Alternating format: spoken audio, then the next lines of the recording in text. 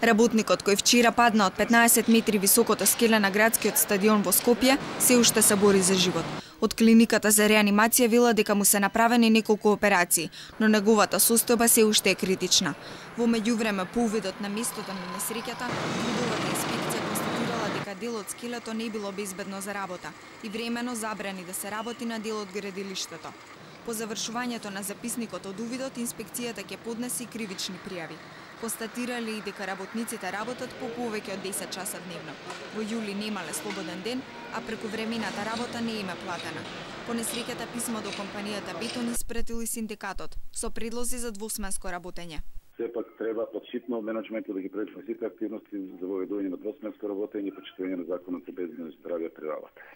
Вработените кои што работат на градскиот стадион, за жал се наоѓаат во една ситуација за борба и за екзистенција, за преживување и не доаѓаат кај нас да се пожалат.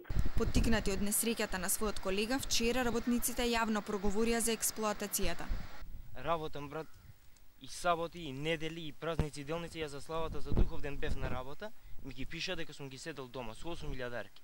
Имам 5-месечна керка. Размисли ти дали струја ќе платиш, дали вода, дали телефон, дали детето, што секоја недела давам по 600 денари за памперс. Дали стигат 8.000?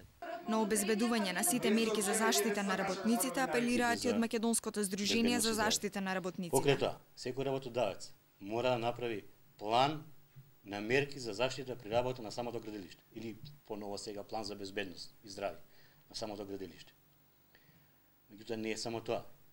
Инвеститорот на објектот или надзорот, согласно правилникот за мобилни градилишта, мора да назначи координатор за безбедност и здравје на самото градилиште, кој ќе ги координира изведувачите, подизведувачите и ќе утврди дали има можност за нормално работење на тоа градилиште.